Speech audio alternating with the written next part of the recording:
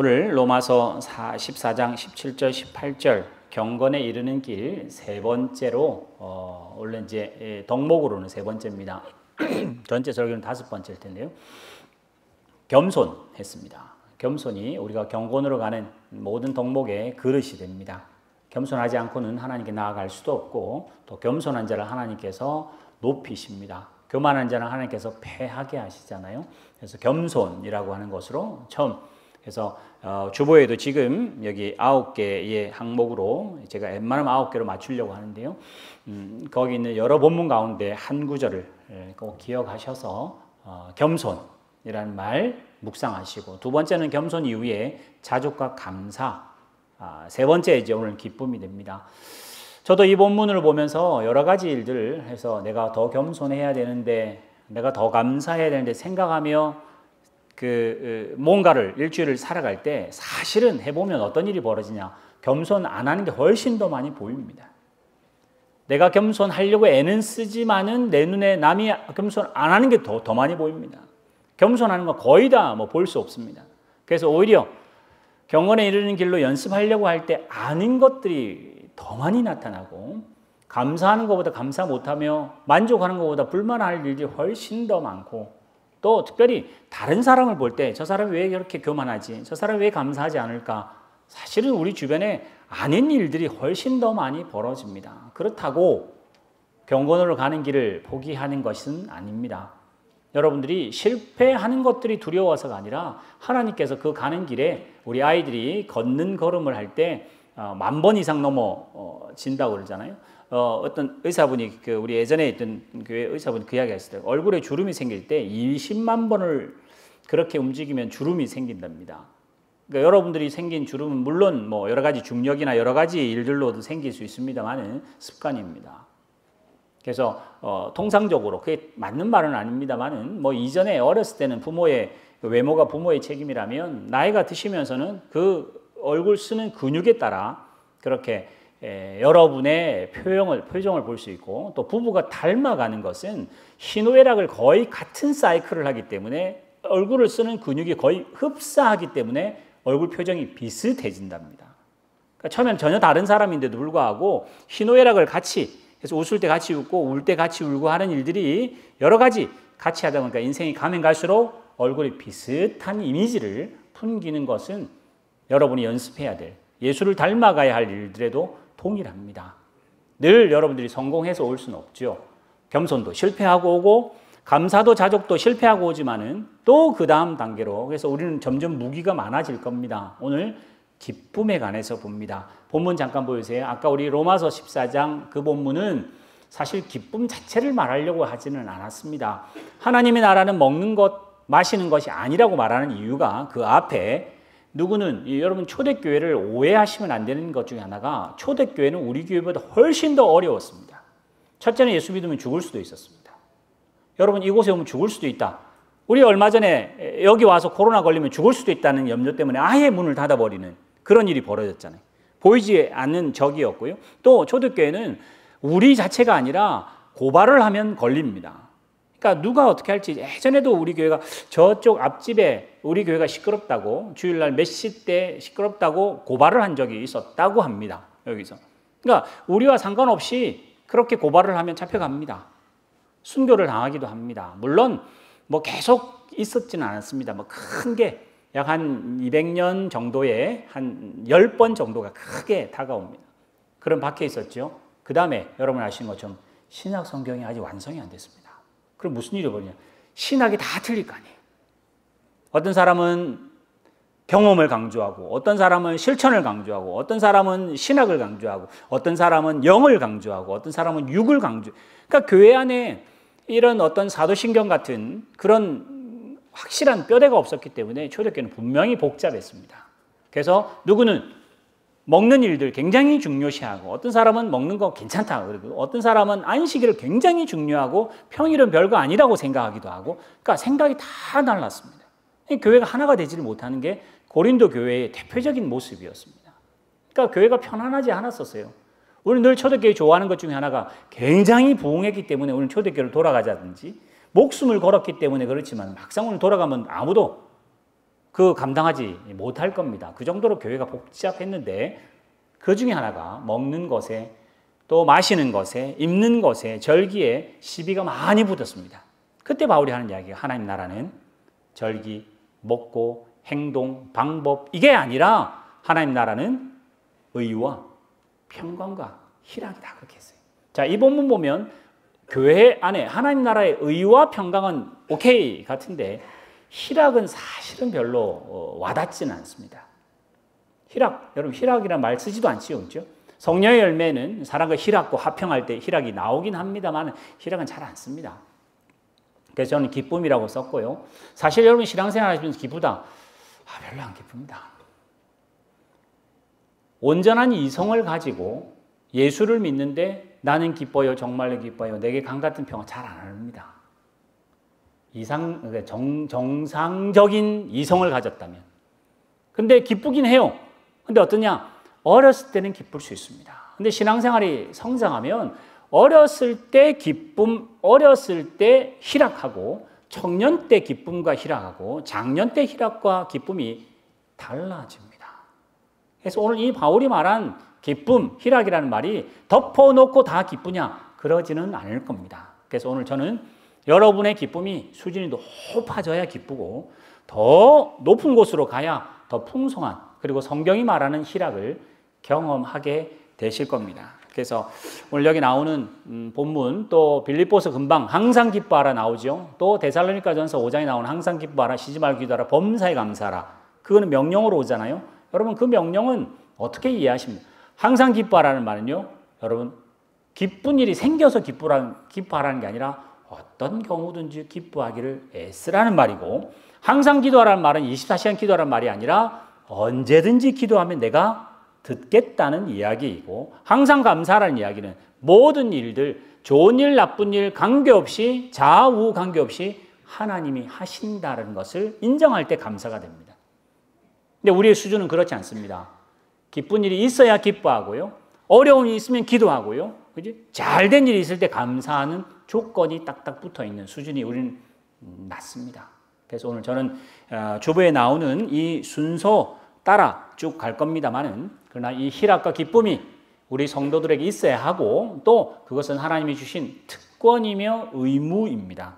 그래서 결론부터 먼저 말씀드리면 여러분이 실천할 수 있는 가장 좋은 기쁨, 교회 오실 때는 무슨 일이 집에 있었었고 오다가 차 안에서 부부싸움을 해도 교회에 들어오는 순간 웃으셔야 됩니다. 무조건 웃으셔야 됩니다. 여러분 잘 아시는 것처럼 에스더가 임금 앞에 그냥 나갈 수 없었잖아요. 나가면 죽는 거예요. 뭐 얼굴이 밝든 안 밝든 그건 뭐 무조건 임금이 나오란 말 안 했는데 죽습니다. 다니엘도 그랬고 느헤미야도 그렇고 임금 앞에서 슬픈 얼굴을 가졌다. 죽을 죄인입니다. 우리가 임금도 아니라 사람도 아닌 하나님 앞에 예배하러 오기 때문에 여러분들의 마음, 여러분의 형편, 여러분의 여건이 어떠하든지 관계없이 하나님을 예배하러 왔다면 먼저 마음속에 그 이전에 있었던 일을 잠시 멈추고 사실은 하나님 앞에 예배하는 일과 내가 정말 죽을 만큼 힘든 일과 비교하면 이게 훨씬 크다는 것은 믿기는 하는데 실천적으로는 이게 힘듭니다. 그래서 우리는 막상 교회 와도 이렇게 기쁜 얼굴 아니 미소도 짓기가 쉽지는 않습니다. 여러분 실력을 올리기 위해서는 여러분의 형편이 어떠하심하고 상관없이 교회 올 때는 미소를 머금기로 연습하셔야 합니다. 여러분 손님이 와도 그러잖아요. 그치? 당장 무슨 일인데 손님이 왔는데 종업원이 그렇게 퉁하게 하면 그건 뭐 일을 잘 못하는 사람이니까요. 하물며 돈을 버는 일에도 그런데 우리 예배가 뭐 목사님 앞에 뭐 성도들 앞에 이게 아니라 내 마음속에 하나님을 향한 하나님을 보러 오는 일이라면 뵈러 오는 일이라면 예배 드리는 일이라면 얼굴에 미소 그 기쁨은 그거부터 시작하는 것이 맞다라는 생각이 듭니다. 여기 나오는 이 기쁨은 아까 말씀드린 특권이고 의무인데 그 기쁨을 그 희락을 막는 일이 있습니다. 그래서 주번에 순서별로 있으니까 한번 찾아보시고요. 첫 번째는 죄입니다. 성도의 가장 큰 기쁨은 하나님과의 교통일 겁니다. 그런데 하나님과의 교통이 끊어지는 일이 죄입니다. 그래서 제가 다윗의 예를 밑에다가 세 번째 드러났어요. 그 다윗의 시편에 여기 보시면 시편 51편에 나에게 구원의 기쁨을 회복시켜 달라고 보험송도 나오잖아요. 하나님 저의 구원의 기쁨을 회복. 우리는 구원의 기쁨이 있습니다. 구원의 기쁨이 있는데 막상 살 때는 기쁘지 않습니다. 왜요? 그 기쁨이 연속이 안 될까? 하나님이 우리를 구원하신 거는 오케이인데 막상 그 구원하심이 계속 연속은 되지 않기 때문에 천국은 따놓은 당상이고 삶은 삶이고 하다 보니 하나님과 단절됨으로 우리에게는 구원의 기쁨이라고 하는 것보다는 다른 기쁨이 훨씬 많습니다. 그래서 다윗이 그 구원의 기쁨을 회복시켜 달라고 할 때 32편 그 나중에 본문에 보시면 내가 죄를 하나님께 고하지 않을 때는 여러분 뭐죠? 깨라든지 이런 거 예전에 한국에는 뭐 개소주 뭐 이런 거 썼잖아요. 그지? 뭘 쪄서 이렇게 꾹 눌리는 그 압축기 할 때 거기 그거 나옵니다. 내가 죄를 고하지 않을 때는 여름에 가뭄 같았고 압축기로 나를 꾹 누르는 것처럼 정말 힘들었는데 다윗이 하나님께 죄를 고하니 그 마음에 기쁨이 돌아오고 하나님께 큰 기쁨을 느끼는 그 32편이 있거든요. 그때 뭐라고 그러냐면 죄 없는 사람 허물이 아니라 죄 용서받고 허물의 덮음을 받는 사람이 복이 있다 그래요. 다윗이 허물도 죄도 있음에도 불구하고 하나님께 토로하고 그 죄를 해결하려고 애를 쓸 때 구원의 기쁨이 회복된다는 것을 깨달았답니다. 첫째, 여러분 예수 믿는 일들이 기쁘지 않습니다. 관계가 별로 안 좋고 교회에 특별히 일이 잘 안 되고 시대적으로 예수 믿는 게 그렇게 덕볼 일이 아니다. 별로 재밌는 일이 없다. 그건 여러분들이 그를 찾는 기쁨의 그 원인 자체가 달랐기 때문입니다. 성경이 늘 말하는 것은 구원의 기쁨 하나님에게서 찾아야 합니다. 첫 번째, 내가 예수를 믿는 기쁨이 없는 이유는 세상으로 봤을 때는 그럴 만한데 하나님을 못 봤기 때문에 그렇다. 그래서 여러분이 어쨌든지 기도하시면서 성령의 도우심으로 하나님을 더 찾고 또 찾도록 하나님의 찾는 자에게 가신다 그러시잖아요. 사실 오늘 하나님 잘 안 찾습니다. 실제로 잘 안 찾습니다. 내가 잘하는 거 잘하고 싶습니다. 내가 종교적으로 하는 걸 잘하고 싶습니다. 내가 번듯하게 하면 하나님도 알아줄 거라고 생각하고 아니요. 나로 따지지 말고 하나님의 어떠하심이 내가 믿는 것보다 훨씬 중요합니다. 우리가 어떠하게 드리는 것보다 하나님의 성품이 더 중요합니다. 나는 잘했는데 하나님은 변덕이 심하세요. 그러면 어떻게 될 거예요? 나는 못하지만 하나님께 변덕이 없으세요. 나는 늘 불신하고 나는 믿을 것 없지만은 하나님은 믿을만 하시기 때문에 우리는 거기서 기쁨을 찾을 수 있어야 합니다. 첫 번째, 우리의 기쁨이 막아지는 것은 죄 때문입니다. 늘 우리는 예수 믿으면서 시기 있고 질투 있고 양보 못하고 용서 못하고 비교하고 그러잖아요. 그래서 그런 면에 제가 첫 번째 썼고요. 두 번째는 이게 큽니다. 두 번째는 기쁨을 거기 본문 있나요? 로마서 15장 소망의 하나님께서 여기 나오는 믿음 안에서 또 성령의 능력으로 이런 말 나오는데 이 본문 말고도 다른 거 많습니다만 우리는 기쁨의 그 근거를 어디 찾느냐? 성공에서 찾습니다. 그러니까 기쁘다는 결과가 나올 때는 주로 어떻게 되냐? 없는 것보다는 많으면 기쁩니다. 아픈 것보다 건강하면 기쁩니다. 그러니까 기쁨이 결과되는 그 공식은 대부분 세상이 말하는 공식을 그대로 가지고 있습니다. 그래서 우리 교회를 예배를 드릴 때도 마찬가지입니다. 우리 아까 청년부가 예배를 찬양을 참 잘 해 주셨는데 만약에 누군가가 잘못해가지고 뭔가 소리가 잘못해서 음정이 틀렸거나 뭔가 틀려서 망쳤다 합시다. 그러면 안 기쁩니다. 너 때문에 망쳤다고. 노래를 왜 그렇게 했냐고.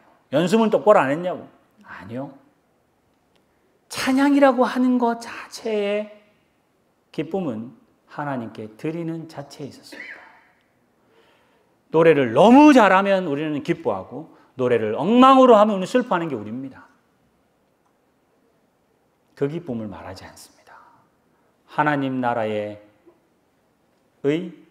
평강, 희락이라고 할 때는 하나님 앞에 드려지는 예배 자체와 하나님이 받으실 만한 그 상한 마음과 하나님께서 원하시는 그 신뢰할 만한 근거가 반석에 있어야 하는데 우리는 대부분 다 모래 위에 짓습니다. 무슨 모래냐? 세상이 인정하는 것처럼 해서 나오는 기쁨. 그래서 아까 말한 거 노래 못하는 것보다는 노래 잘하는 게 기쁘고, 성적이 안 좋은 것보다는 성적이 좋을 때 기쁘고, 우리가 이런 일을 했는데 안 좋은 결과보다는 좋은 결과가 나올 때 기쁜 거를 틀렸다 말하겠습니까? 우리는 그런 세상에 실제로 삽니다. 근데 그거는 절대 연속적이고 영원한 기쁨이 아닙니다. 나는 이 사람한테 이겼습니다. 그래서 기쁩니다. 근데 내가 집니다. 그럼 또 슬퍼집니다. 여러분, 건강합니다. 기쁩니다. 근데 내가 건강이 없어집니다. 슬퍼질 겁니다. 돈을 지금 당장 벌었습니다. 아주 기쁩니다. 돈이 없어지면 슬퍼질 겁니다. 거기서 말하는 기쁨이 아닙니다. 지금 성경이 말하는 기쁨은 어떤 상황이라도 바뀌지 않는 하나님의 반석 위에 서 있는 기쁨, 그게 우리가 찾아야 할 기쁨이고, 하나님 나라는 희락이라고 말할 때 그 기쁨입니다. 그러면 이제 어떤 일이 벌어지냐? 잘하면 박수지만 못해도 더 격려할 수 있어야 합니다. 혹 그 일이 교회가 힘을 합쳐서 좋은 성과가 낼 때도 박수 쳐야 합니다만은 힘을 모아서 뭔가 안 됐습니다. 하나님께서 안 된 일로 우리를 만들어 가실 거기 때문에, 일은 틀어져서도 거기에 함께했던 사람들이 잘할 거기 때문에 또 감사하고 우리는 충분히 만족하다고 해야 합니다. 근데 우리는 막상 그러지 못합니다. 100만 원 드렸는데 10만 원 결과 나오면 이게 뭐냐 그럽니다. 기쁜 일이 아닙니다. 교회에서 했는데 100명보다는 1000명 할 때 오는 기쁨이 10배가 되는 것처럼 굉장히 어깨가 올라갑니다. 누가복음 보여주세요. 누가복음에 보면 예수님께서 70인을 전도대를 보냅니다. 하나님께 예수님께서 권세를 주셨잖아요. 그래서 그들이 기뻐하며 돌아옵니다. 주여, 주의 이름으로 귀신도 쫓아가더라고요. 귀신이 우리에게 항복했습니다. 그러니까 예수께서 봤다. 사탄이 하늘에서 번개같이 팍 떨어지는 거 내가 봤다. 내가 너에게 뱀과 정갈을 밟으며 원수들의 모든 능력을 제어할 그런 권세를 줘서 이제 너희를 해칠 그런 사람은 결코 없다. 그런 권세 없다. 할렐루야 아니에요. 그죠? 이렇게 끝났으면 딱 좋을 뻔했는데 예수님이 여기다가 단서를 더 하시잖아요. 그러나는 뭐 완전 확 뒤집는 거예요. 그러나 귀신들이 너희에게 항복하는 것으로 기뻐하지 말고 생명책에 하늘나라에 너의 이름이 기록된 그 기쁨이 훨씬 더 크다. 이 말은 뭐죠? 종교적인 용어와 종교적인 일을 해도 성공이 내 기쁨의 근원이 되면 없어집니다.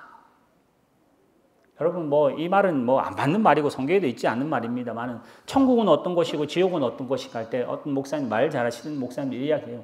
천국은 전혀 올 것 같지 않은 사람이 있는 것이 천국이래요. 지옥은 당연히 갈 것 같은데 그 사람이 없더래요. 우리 기대하고는 전혀 다르답니다. 왜 우리 기대하고 다를까요? 나는 잘하기 때문에 천국을 갈 거라고 하는 근거를 내가 찾으니까 그래요. 우리는 잘하니까 우리는 당연히 천국 갈 거야. 저 사람은 안 돼. 저 사람은 천국 가면 나 안 간다 할 정도로 우리에게 근거를 삼으면 천국 지역이 뒤집어질 겁니다. 예수님이 지금 그러잖아요. 귀신 쫓아내는 일들 얼마나 중요하고 큰 권세입니까? 근데 그거보다 훨씬 더 큰 기쁨과 영원한 기쁨인데 예수가 우리를 구원하신 기쁨이다.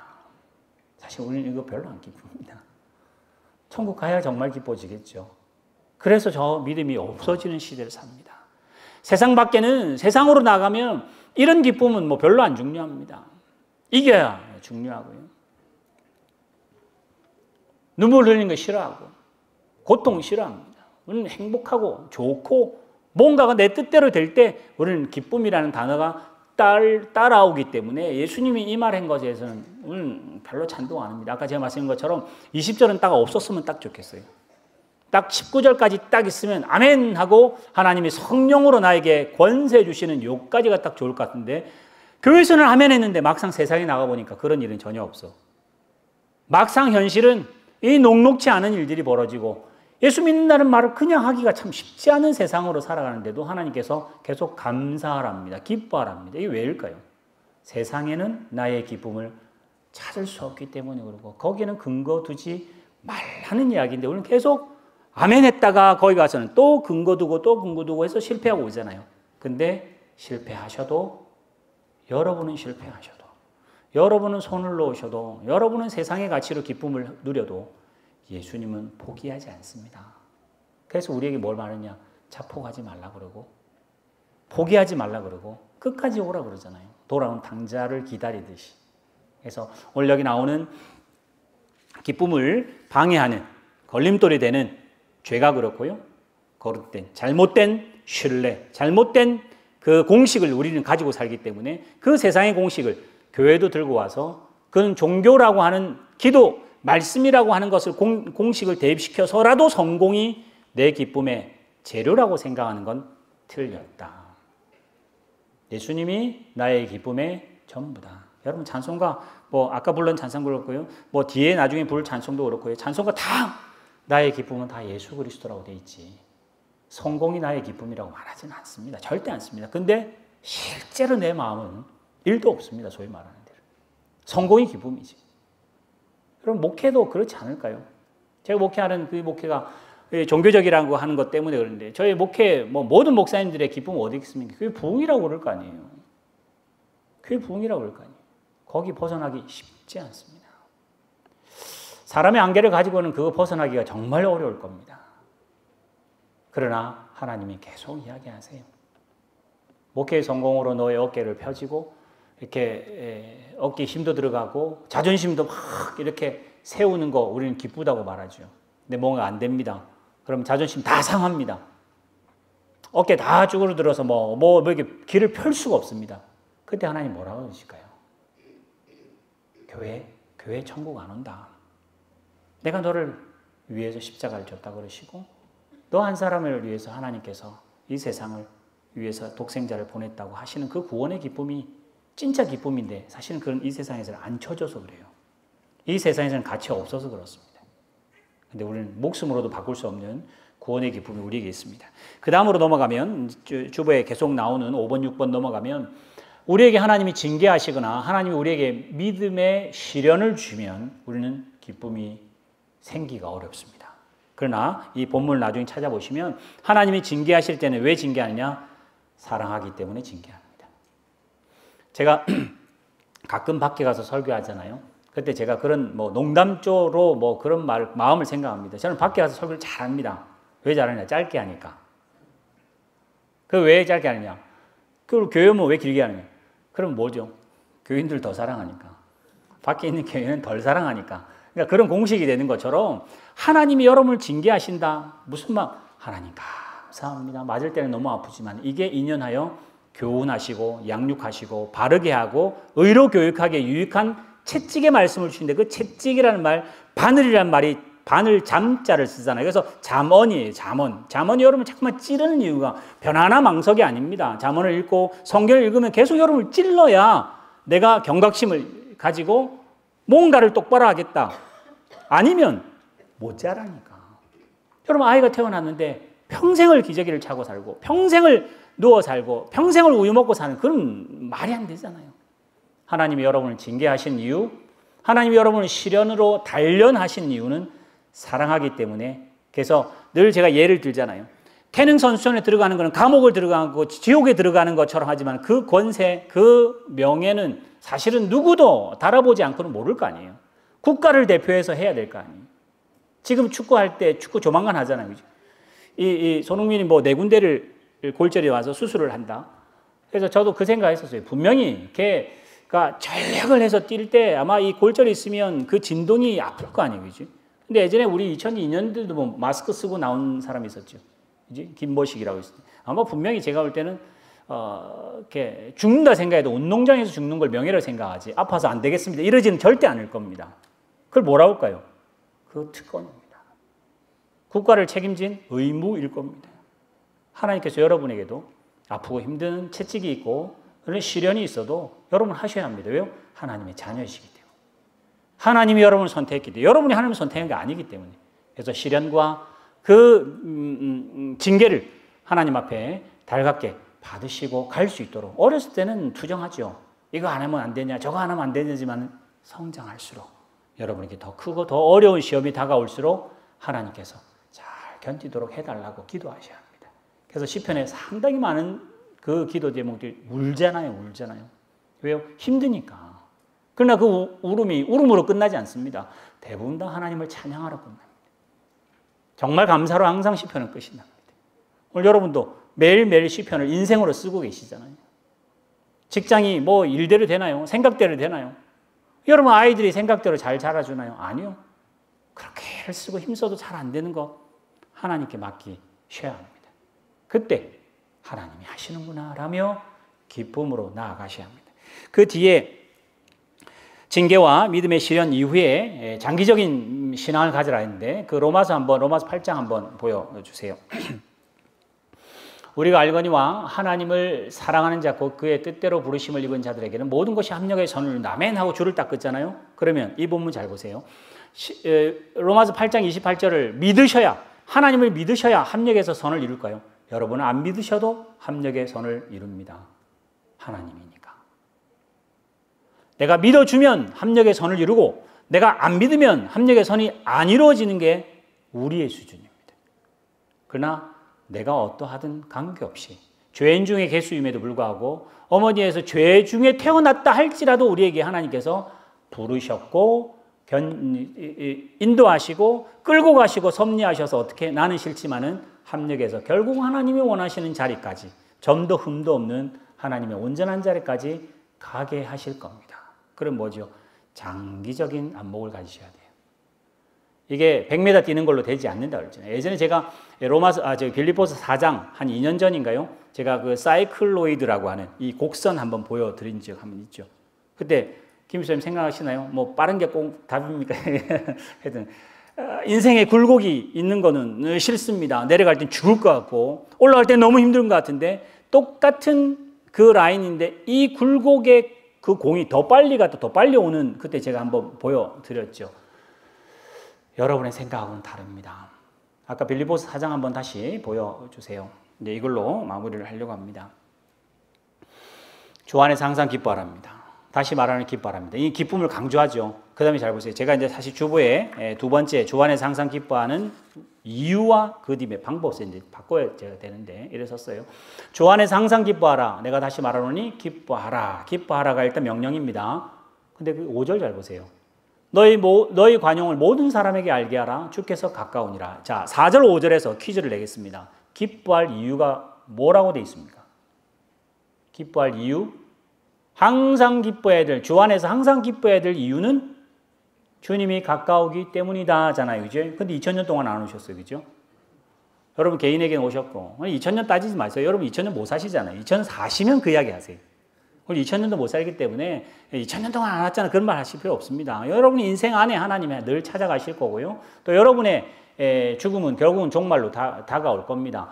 봄은 다 없애고 항상 기뻐하랍니다. 왜? 주께서 가까이 오시니까. 이 말은 항상 기뻐하랍니다.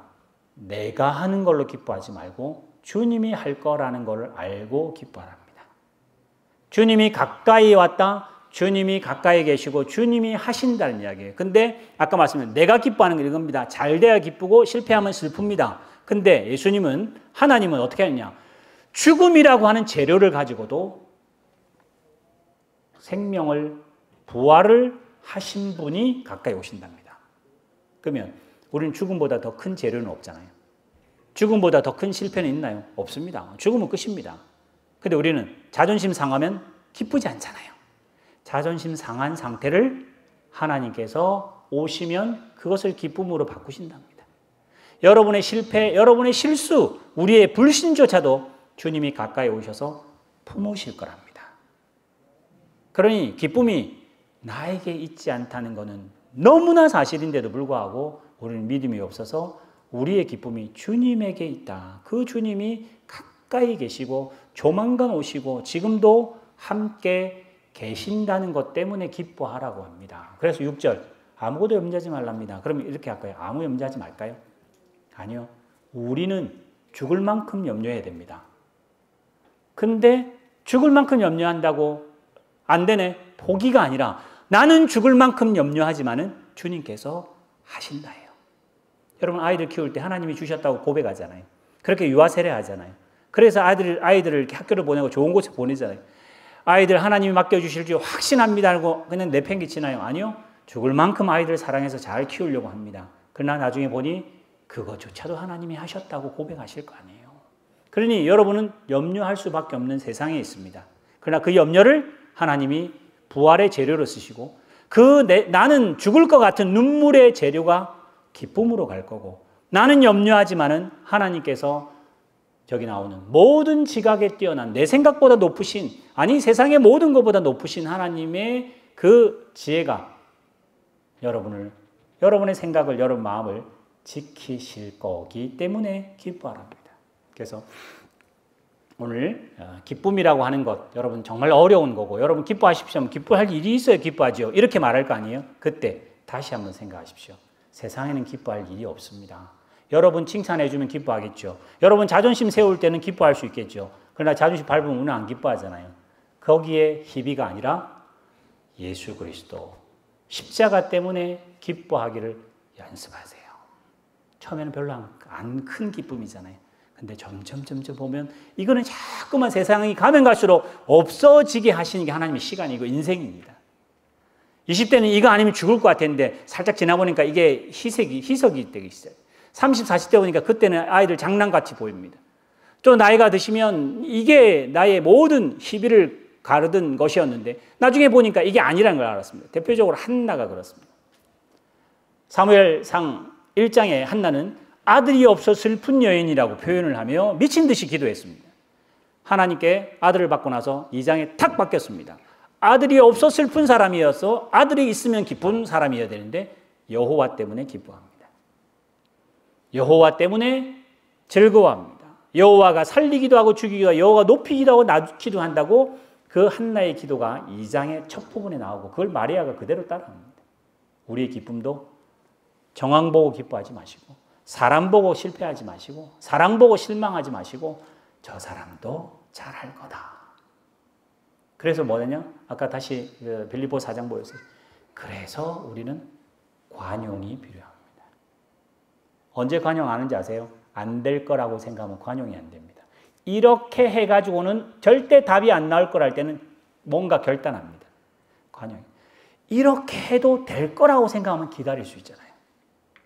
내가 하면 절대 안 되는데 하나님은 이런 사람도 하나님이 할 거라고 하면 참아줄 수 있잖아요. 조금 더 버틸 수 있잖아요. 그때 관용이라고 합니다. 관용은 뭐 틀린 거를 다 맞다고 해주는 건 아닙니다. 합리적이고 맞는 걸 맞아야 하지만은 아직은 안 틀린 겁니다. 아직은. 지금은 아이들이 지금 유치부들이 하는 일이 틀린 일인가요? 못 자란 거 아니에요. 아직 미성숙인 거 아니에요. 우리가 그런 거 아니에요. 그러니까 관용하랍니다. 언제 관용이 끝날까요? 주님이 오실 때까지.